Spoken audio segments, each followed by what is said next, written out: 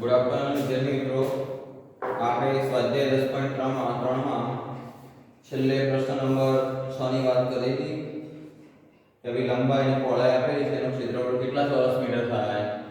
તમને જે માપ આપેલા છે ચોરસ અને સેન્ટીમીટર બંનેમાં આપેલા છે, પણ આપણને જે પ્રશ્ન પૂછ્યો છે એ ચોરસ મીટરમાં પૂછ્યો છે, તો તમારે ક્ષેત્રફળ પર શેમાં શોધવાનું? ચોરસ મીટરમાં. બરાબર.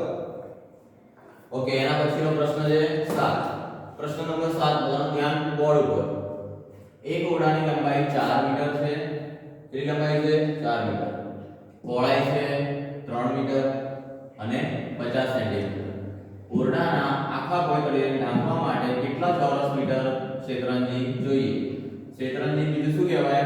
જાજમ. શું કહેવાય? જાજમ. નીચે જે પથરાવાનું આવે પાથરણી, જેના પર બધા બેસે છે, બરાબર? લેડીઝ લોકો આ તે બધા, એને શું કહેવાશે? ક્ષેત્રંજી કહેવાશે. કે ભાઈ એક લંબચોરસ ઓરડો છે, એની લંબાઈ છે 4 મીટર અને પહોળાઈ છે 3 મીટર 50 સેન્ટીમીટર. અહીંયા બંનેમાં આવે સેન્ટીમીટર અને મીટરમાં. તો આગળ શું પૂછ્યું છે? ઓરડાના આખા ભોંયતળિયાને ઢાંકવા માટે કેટલા ચોરસ મીટર ક્ષેત્રંજી જોઈશે?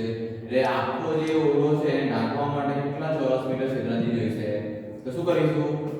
લંબચોરસ ઓરડાનું ક્ષેત્રફળ લંબાઈ ગુણ્યા પહોળાઈ, લંબાઈ અને પહોળાઈનો ગુણાકાર 4 ગુણ્યા 35, સોરી 4 ગુણ્યા 3.5, એટલે કે 3 મીટર અને 50 સેન્ટીમીટર. એટલે શું કહેવાય? 3.5 મીટર. બંનેનો તમે ગુણાકાર કરશો એટલે 14 આવી જશે. જવાબ આવશે 140. શું કરવાનું? 4 અને 3.5 ને શું કરવાનું? 35 લેવાના. એટલે કે 35 ગુણ્યા 4 કરવાનો 140 આવશે. પણ અહીંયા એક પોઈન્ટ કાપેલો છે એટલે અહીંયા પણ આપણે એક પોઈન્ટ કટ કરી લેશું એટલે 14.0. એને શું કહેવાય? 14. ખ્યાલ આવે છે બધાને? ઓકે, એના પછીનો પ્રશ્ન છે 8 કે ભાઈ એક ભોંયતળિયાની લંબાઈ 5 મીટર અને પહોળાઈ 4 મીટર છે. એક ભોંયતળિયું આપેલું છે, લંબાઈ છે 5 મીટર અને પહોળાઈ છે 4 મીટર. તેના પર 3 મીટર બાજુવાળી એક ચોરસ ક્ષેત્રંજી પાથરી છે. તો ક્ષેત્રંજી પાથર્યા સિવાયના ભાગનું ક્ષેત્રફળ શોધવાનું છે. પ્રશ્ન બહુ કન્ફ્યુઝ કર્યો છે.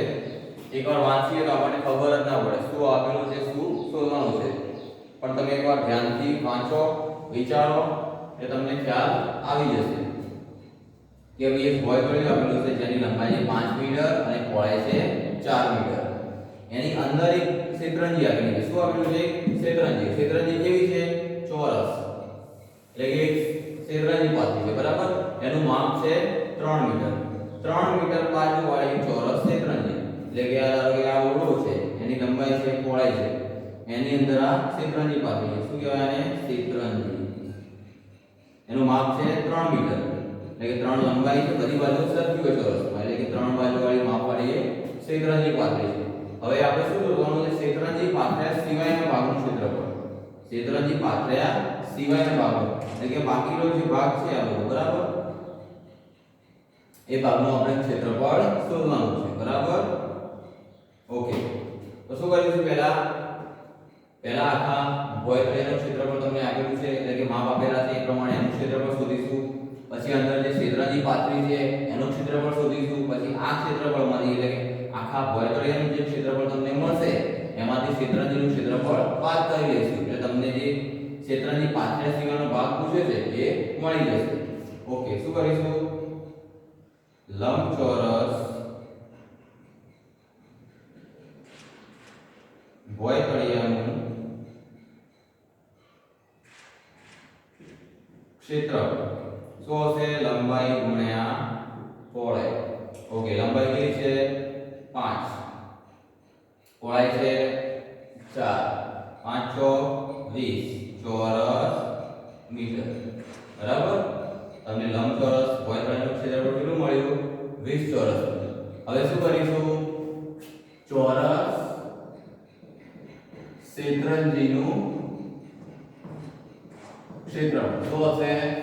લંબાઈ ગુણ્યા લંબાઈ. કેટલી છે લંબાઈ? 3 મીટર. તો 3 ગુણ્યા 3 કેટલા આવશે? 9 ચોરસ મીટર. ખ્યાલ આવે છે? ભોંયતળિયાનું ક્ષેત્રફળ શોધી લીધું, ક્ષેત્રંજીનું ક્ષેત્રફળ પણ શોધી લીધું. હવે શું કરવાનું છે? ક્ષેત્રંજી પાથરી છે એના સિવાયનો જે ભાગ છે જેના પર ક્ષેત્રંજી નથી પાથરી એનું ક્ષેત્રફળ શોધો. તો આ જે ક્ષેત્રફળ છે એમાંથી આ બાદ કરી લો એટલે તમને મળી જશે એટલે કે ક્ષેત્રફળની પાછળ સિવાયના ભાગનું ક્ષેત્રફળ શું લખવાનું ક્ષેત્રફળની પાછળ સિવાયના ભાગનું ક્ષેત્રફળ બરાબર તો શું હશે ભયતળિયાનું ક્ષેત્રફળ ઓછા ચોરસ ક્ષેત્રફળનું ક્ષેત્રફળ ઓકે કેટલું હશે ભયતળિયાનું ક્ષેત્રફળ આપણે શોધી લીધું 20 અને ચોરસ ક્ષેત્રફળનું ક્ષેત્રફળ કેટલું છે 9 કેટલું જવાબ આવશે 11 ચોરસ મીટર આ તમને શું મળ્યું 12 ના ભાગનું ક્ષેત્રફળ તો જ્યાં તમારી ક્ષેત્રની પાથરવામાં આવેલી નથી ખ્યાલ આવી ગયો ભયતળનું ક્ષેત્રફળ આપેલું હોય ચોરસ ક્ષેત્રફળનું ક્ષેત્રફળ આપેલું હોય તો એના 12 ના ભાગનું ક્ષેત્રફળ પૂછવામાં આવે તો શું કરીશું પહેલા આખું ક્ષેત્રફળ શોધી કાઢીશું અને પછી ચોરસ ક્ષેત્રફળનું ક્ષેત્રફળ શોધીશું પછી બંનેમાંથી બાદ કરી લેશું એટલે તમને જવાબ મળી જશે ચલો એના પછીનો પ્રશ્ન છે 9 કે ભાઈ એક જમીનની લંબાઈ 5 મીટર છે અને પહોળાઈ 4 મીટર છે તેમાં 1 મીટર લંબાઈની બાજુવાળા ચોરસ 5 ફૂલના ઘેરા બનાવ્યા છે તો જમીનના બાકીના ભાગનું ક્ષેત્રફળ શોધો આગળના પ્રશ્ન જેવો સેમ પ્રશ્ન છે એમાં શું આપેલું હતું ભયતળિયું અંદર શું પાથરેલું હતું ક્ષેત્રફળ એટલે કે બહારના ભાગ એના સિવાયના ભાગનું ક્ષેત્રફળ શોધ્યું અહીંયા શું આપેલું છે જમીન આપેલી છે જમીનનું માપ કેટલું છે 5 મીટર અને 4 મીટર એટલે કે લંબાઈ 5 મીટર પહોળાઈ 4 મીટર અંદર શું મૂકેલું છે 5 ફૂલના ક્યારા ક્યારા કેવા છે ચોરસ ચોરસ 5 ફૂલના ક્યારા એટલે કે એનું માપ કેટલું આપેલું છે 1 કેટલું આપેલું છે માપ 1 મીટર જશે માપ કેટલું આપેલું છે 1 મીટર બરાબર એટલે કે બધાનું માપ કેવું આવશે 1 મીટર બરાબર ચોરસમાં બધી લંબાઈ હોય ઓકે હવે આ જે 12નો ભાગ છે એનું આપણે ક્ષેત્રફળ શોધવાનું છે પહેલા શું કરીશું આખી જમીનનું ક્ષેત્રફળ શોધી નાખીશું ચલો લંબચોરસ જમીનનું ક્ષેત્રફળ શું આવશે લંબાઈ ગુણ્યા પહોળાઈ લંબાઈ કેટલી છે 5 પહોળાઈ 4 20 ચોરસ મીટર આ તમને શું મળ્યું જમીનનું ક્ષેત્રફળ હવે શું કરીશું અંદર ફૂલના ક્યારા છે એનું ક્ષેત્રફળ શોધીશું હવે ચલો એક ફૂલના ક્યારાનું ક્ષેત્રફળ કેટલું આવશે પહેલા તો ક્યારાનું લંબાઈ ગુણ્યા તમને ખ્યાલ છે કે ફૂલના ક્યારા કેવા છે ચોરસ ચોરસનું ક્ષેત્રફળ કઈ રીતે મળશે લંબાઈ ગુણ્યા લંબાઈ કારણ કે 5 ક્યારા તમને આપેલા છે બરાબર તો સીધે સીધા 5 ક્યારા તો નહીં મળે કોઈ પણ એટલું શોધી શકો છો એના પછી ગુણ્યા 5 કરી દેવા ઓકે કેટલા આવશે 1 ગુણ્યા 1 એટલે 1 ચોરસ મીટર એટલે કે એક ફૂલના ક્યારાનું ક્ષેત્રફળ કેટલું છે 1 ચોરસ મીટર તો 5 ફૂલના ક્યારા માટે કેટલું આવશે 5 ફૂલના ક્યારા માટે નું ક્ષેત્રફળ 5 ગુણ્યા 1 ફૂલના ક્યારાનું ક્ષેત્રફળ એટલે કે કેટલા આવશે 1 ફૂલના ક્યારાનું ક્ષેત્રફળ કેટલું છે 1 ચોરસ મીટર એટલે કે 5 ગુણ્યા 1 ચોરસ મીટર કેટલા આવશે 5 ચોરસ મીટર ખ્યાલ આવી ગયો તમને જમીનનું ક્ષેત્રફળ મળી ગયું છે અંદર જે ફૂલના ક્યારા છે એનું ક્ષેત્રફળ મળી ગયું છે તો હવે તમને 12ના ભાગનું ક્ષેત્રફળ મળી જશે શું શોધવાનું છે જમીનના બાકીના ભાગનું ક્ષેત્રફળ એટલે કે જમીનના બાકીના ભાગનું ક્ષેત્રફળ શું કરીશું પહેલા લંબચોરસ જમીનનું ક્ષેત્રફળ ઓછા 5 ક્યારા માટેનું ક્ષેત્રફળ એટલે કે આમાંથી આ બાદ કરી દઈશું એટલે કે 20 ઓછા 5 કેટલા આવશે 15 ચોરસ મીટર આ જમીનના બાકીના ભાગનું એટલે કે જ્યાં આગળ ફૂલના ક્યારા નથી મૂકેલા એનું ક્ષેત્રફળ છે કેટલું થયું 15 ચોરસ મીટર ખ્યાલ આવી ગયો પહેલા તો આપણે જમીનનું ક્ષેત્રફળ શોધી દેવાનું પછી અંદર જે વસ્તુઓ મૂકેલી છે એ બંને વસ્તુઓ એક સરખી છે બરાબર અહીંયા કેટલી ટોટલ વસ્તુ છે 5 પાંચેમાં કેવું છે સરખી છે કેટલું માપ આપેલું છે 1 મીટર તો પહેલા કોઈ પણ એકલું શોધી દેવાનું પછી ગુણ્યા 5 એટલે 5 નું ક્ષેત્રફળ મળી જશે બરાબર પછી એક ક્ષેત્રફળમાંથી આ ક્ષેત્રફળ કાઢી નાખવાનો તમને ફાઇનલી જે જવાબ જોઈએ છે એ મળી જશે. ઓકે, એના પછીનો પ્રશ્ન નંબર 10. ચલો વાંચો. પ્રશ્ન નંબર 10 શું કહેવામાં આવ્યું છે? નીચેની આકૃતિ લંબચોરસમાં વિભાજિત કરીને તેનું ક્ષેત્રફળ ગણો. ક્ષેત્રફળ શેમાં આપેલું છે? સેન્ટીમીટરમાં. તમને આ પ્રમાણે અલગ અલગ આકૃતિઓ આપેલી છે, બરાબર. હવે એને લંબચોરસમાં વિભાજિત કરવાની છે કે ભાઈ લંબચોરસમાં કઈ રીતે બનાવી શકાય. પછી એનું શું શોધવાનું છે? ક્ષેત્રફળ. ક્ષેત્રફળ તમને શેમાં આપેલું છે? સેન્ટીમીટરમાં. ઓકે, એમાં આકૃતિ A ઉપર ધ્યાન આપો. આકૃતિ એ તમને આ પ્રમાણે આપેલી છે. હવે એને લંબચોરસમાં આપણે વિભાજિત કરીએ કે ભાઈ આ આકૃતિ છે, બરાબર. ચલો હું એક મિનિટ આકૃતિઓ કાઢી નાખું છું એટલે તમને ખ્યાલ આવે. ઓકે, આ પ્રમાણે તમને આકૃતિ આપેલી છે. હવે લંબચોરસમાં કઈ રીતે વિભાજિત કરાય? તો કે ભાઈ આ બાજુ અને આ બાજુ, પછી આ બાજુ આ બાજુ, એને તમે ધ્યાનમાં આપો. ધ્યાનમાં તમે લેશો એટલે તમને ખ્યાલ આવી જશે કે ભાઈ અહીંયાથી આ પ્રમાણેનું લંબચોરસ બનાવી દો, બરાબર. તો આ લંબચોરસ થઈ જશે. આની લંબાઈ કેટલી છે? 4 અને પહોળાઈ કેટલી છે? 3. સોરી, આની પહોળાઈ કેટલી માનીશું? 3 અને અહીંયા લંબાઈ પણ 3 છે. એટલે કે બંને બાજુ કેવી છે? સરખી છે. આને એક લંબચોરસ નામ આપી દઈએ. પછી બીજી અહીંયા બનશે, બરાબર. અહીંયા જો 2 મીટર વાળી બાજુ છે અને એક અહીંયા છે, બરાબર છે. ઓકે, હવે આપણને ખ્યાલ કઈ રીતે આવે કે આ બાજુનું માપ કેટલું? આ જે બાજુ મારી આંગળી છે બાજુનું માપ કેટલું ખ્યાલ કઈ રીતે આવશે? તો કે ભાઈ આ બાજુનું માપ કેટલું છે? આખી બાજુનું માપ, આ બાજુનું એટલે અહીંયાથી લઈને અહીંયા સુધીનું માપ કેટલું છે? 4 મીટર. હવે આ બાજુનું માપ કેટલું છે? 1 મીટર. એટલે 4 માંથી 1 મીટર કપાઈ ગયું એટલે કે આ બાજુનું માપ કેટલું હશે? 3 મીટર, બરાબર. બીજું વસ્તુ કે આ 3 મીટર આવ્યું, બરાબર. એમાંથી આ 2 મીટર છે તો આ બાજુનું માપ કેટલું છે? 1 મીટર. કેટલું છે? 1 મીટર. એ પ્રમાણે તમે કરી શકો છો. બીજો એક લંબચોરસ ક્યાં બનશે? અહીંયા. અને ત્રીજો બનશે આ ચોથા નંબર. આ એક ચોરસ, આ બીજો, આ ત્રીજો અને આ ચોથો. એ પ્રમાણે તમારે ટોટલ 4 ચોરસ, 4 લંબચોરસ બનશે. ઓકે, ચલો હવે ચોરસ એકની વાત કરીએ. ચોરસ એકનું ક્ષેત્રફળ. ચોરસ એનું ક્ષેત્રફળ પહેલા તો ચોરસ બનાવી દેવાના, પછી માપ કેટલા છે કેટલા નથી કેટલું માપ હશે પછી પાછળથી ખબર પડશે. ધારો કે ચોરસ એક લંબચોરસનું ક્ષેત્રફળ વાત કરીએ, સોરી લંબચોરસ એકનું ક્ષેત્રફળ. હા, ચલો આ ચોરસ છે વિદ્યાર્થી મિત્રો. આ શું છે? ચોરસ. ઓકે, હવે ચોરસ બને કે લંબચોરસ આપણે જે બને બનાવી દેવાનું છે. ચલો આ માપ છે 3, આ બી 3 છે તો આ કેટલું છે? આખું 4 છે, બરાબર. આ એક કપાઈ ગયું તો આ કેટલું રહેશે? 3. અહીંયાથી લઈને આ ભાગનું માપ કેટલું છે? 3 સેન્ટીમીટર. ઓકે, આ ભાગનું માપ કેટલું છે? આ ભાગનું માપ 2 છે, બરાબર.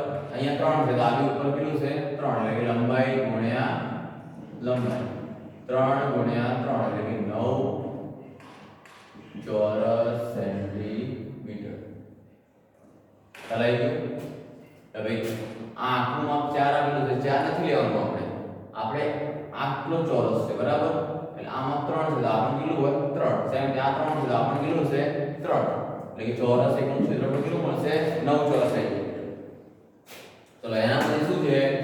આકૃતિ 2 માં તમે ધ્યાન આપો. ચોરસ છે કે લંબચોરસ? લંબચોરસ. લંબચોરસ કયું છે? 2. લંબચોરસ 2 નું ક્ષેત્રફળ કેટલું આવશે? અહીંયા તમે ધ્યાન આપો કે આ માપ તો 2 આપેલું છે તો નીચે પણ માપ કેટલું હશે? 2 હશે. અહીંયા માપ 1 છે, અહીંયા પણ કેટલું હશે? 1. કઈ રીતે ખબર પડે? આખું 4 છે, હવે એમાં આટલું કપાઈ ગયું, આટલું 3 છે, આટલું કેટલું હશે? 1. બીજું અહીંયાથી કઈ રીતે કન્ફર્મ કરાય કે ભાઈ આ માપ આપેલું છે 4 છે, એમાંથી આ 1 કપાઈ ગયું એટલે આ કેટલું હશે? 3. એમાંથી આ 2 કપાઈ ગયું એટલે કેટલું હશે? 1.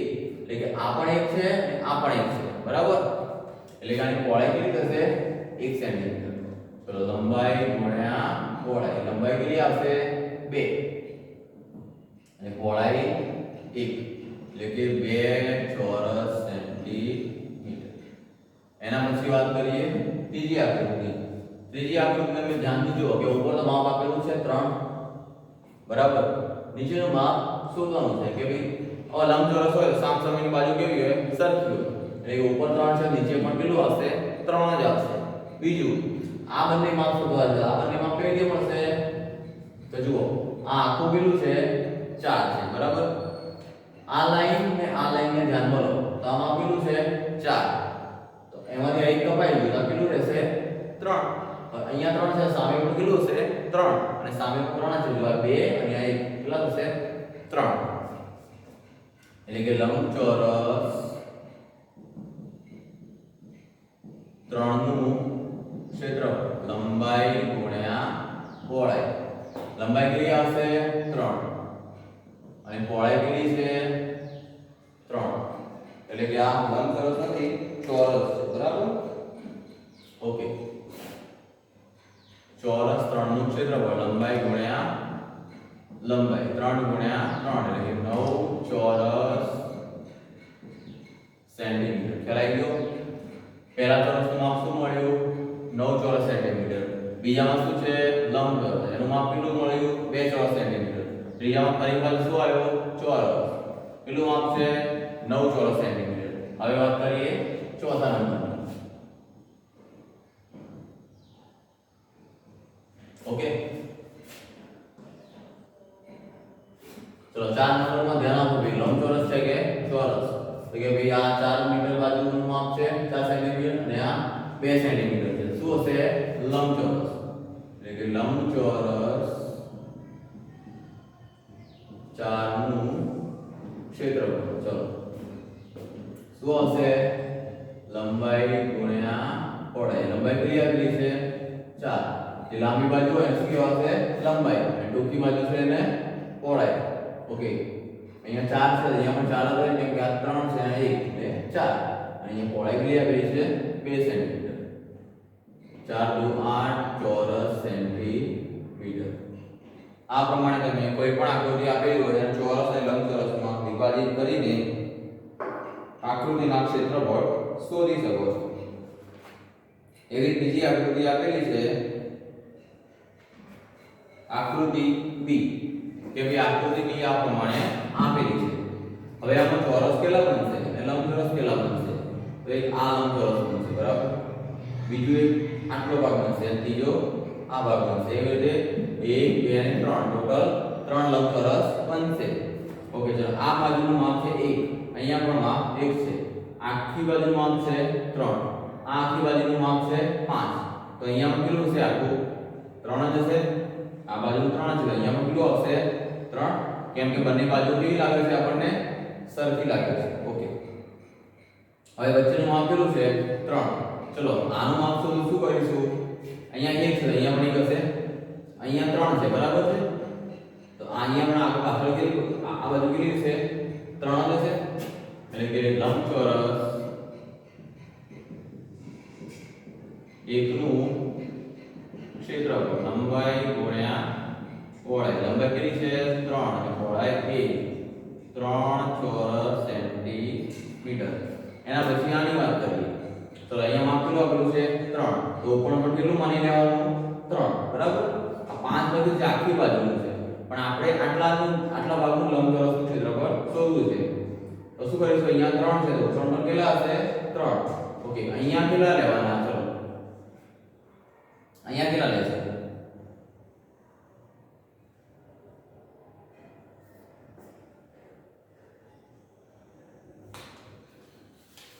ઓકે, અહીંયા ધ્યાન આપો કે આ બાજુનું માપ કેટલું આપેલું છે? આટલી બાજુનું માપ 2 છે.